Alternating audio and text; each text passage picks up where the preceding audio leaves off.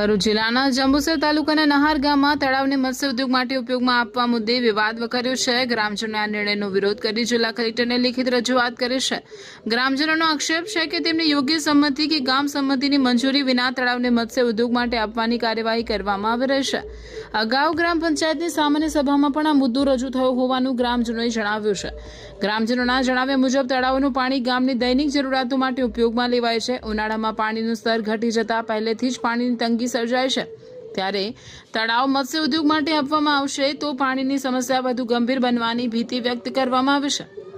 મહિલાઓ અને બાળકો સહિત ગ્રામજનોને પાણી માટે મુશ્કેલી પડતી હોવાનો પણ દાવો કરવામાં આવ્યો છે।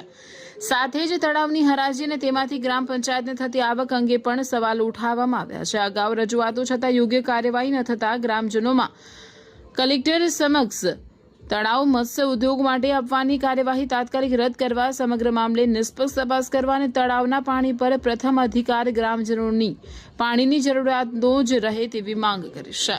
ગામ નહાર, તાલુકો જંબુસર, જિલ્લો ભરૂચ। અમે અહીં જિલ્લા કલેક્ટર કચેરીએ આવેદનપત્ર આપવા આવ્યા છે કે નહાર ગામનું તળાવ છેલ્લા 20 વર્ષથી મત્સ્ય ઉદ્યોગ માટે આપેલ છે અને આ વર્ષે પણ 5 વર્ષનો ઇજારો અને બીજો 5 વર્ષનો વધારે ઇજારા, એટલે કુલ 10 વર્ષના ઇજારા પર તળાવ ગામ પંચાયત દ્વારા ગામના સરપંચ અને સભ્યો દ્વારા મનસ્વી રીતે ગામ પંચાયતમાં ઠરાવ કરીને મત્સ્ય ઉદ્યોગમાં તળાવ આપી દીધેલ છે। આ તળાવથી ગામ લોકોને ઘણી કઠિન પરિસ્થિતિનો સામનો કરવો પડે છે કે તળાવમાં સતત પાણી ભરી રાખવાને કારણે ગામ તળાવના કિનારે ગામ કૂવો આવેલ છે, જેથી પીવાનું પાણી પ્રદૂષિત બન્યું છે। કારણ કે તળાવમાં મચ્છી માટે દાણ, ખોરાક અને કેમિકલ નાખવાથી પાણી પ્રદૂષિત થયું છે, તેથી ગામ લોકોને પીવાના પાણીની સમસ્યા સર્જાય છે અને ગામ પંચાયત દ્વારા બીજો કોઈ પીવાના પાણીનો બીજો કોઈ સ્ત્રોત નથી અને ગામ તળાવમાં સતત 21 વર્ષથી પાણી ભરી રાખવાથી ગામતળનું સ્તર ઊંચું આવવાથી ખાર કૂવાની સમસ્યા સર્જાય છે। ખાર કૂવાની સમસ્યા સર્જાતા ખાર કૂવા બધા ગામ લોકોના ઉભરાઈ આવ્યા છે, તેથી ગામની 40% પબ્લિક શૌચાલય કરવા માટે ખુલ્લી જગ્યામાં જાય છે। ગામની સ્ત્રીઓ, પુરુષો, બાળકો બધા જ શૌચાલય કરવા માટે ખુલ્લી જગ્યામાં જાય છે, તે ગામ માટે વિકટ પ્રશ્ન બની ગયેલ છે।